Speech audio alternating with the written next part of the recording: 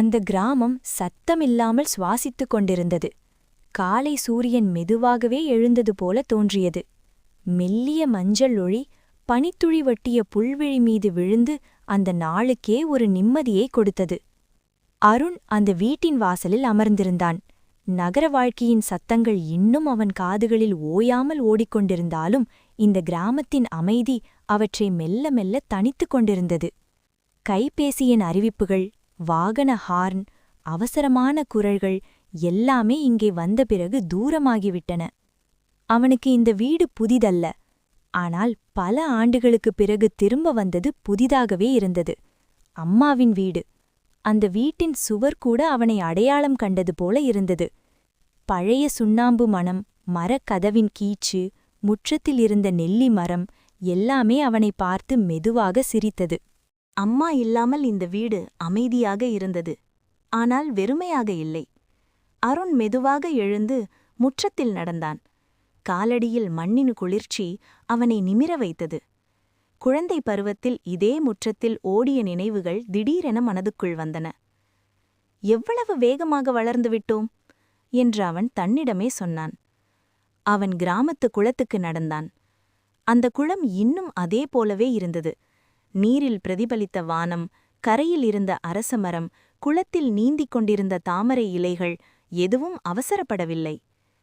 அருண் கரையில் அமர்ந்தான்.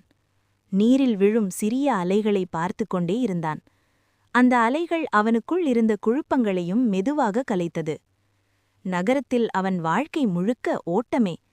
ஓடிக்கொண்டே இருந்தான். பணம், வேலை, எதிர்பார்ப்புகள், பிறரின் கருத்துகள்.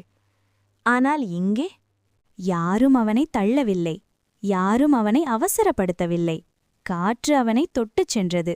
சுகமாக இருக்கிறாயா என்று கேட்டது போல. அருண் ஆழமாக மூச்சை இழுத்தான். பல நாட்களுக்குப் பிறகு முழு மூச்சு. மதியமானது. அவன் வீட்டிற்கு திரும்பினான். சமையலறையில் அம்மா இருந்தது போலவே உணர்வு வந்தது. அடுப்பின் அருகே அமர்ந்து அவன் தானே சமைத்த எளிய சாப்பாடு. சோறு, மோர், சிறிது ஊறுகாய். அவன் மெதுவாக சாப்பிட்டான். ஒவ்வொரு கவளமும் அவனை அமைதிக்குள் அழைத்துச் சென்றது. மதிய தூக்கம். அந்த பழைய கட்டிலில் படுத்துக்கொண்டபோது சாளர வழியே வரும் வெளிச்சம் அவன் முகத்தில் விழுந்தது. தூரத்தில் ஒரு குயிலின் கூவல் கேட்டது. எதையும் சாதிக்க வேண்டிய அவசியமில்லாத ஒரு தூக்கம். மாலை நேரம். அருண் நெல்லிவடத்தின் கீழ் அமர்ந்து ஒரு பழைய நோட்டு புத்தகத்தை எடுத்தான்.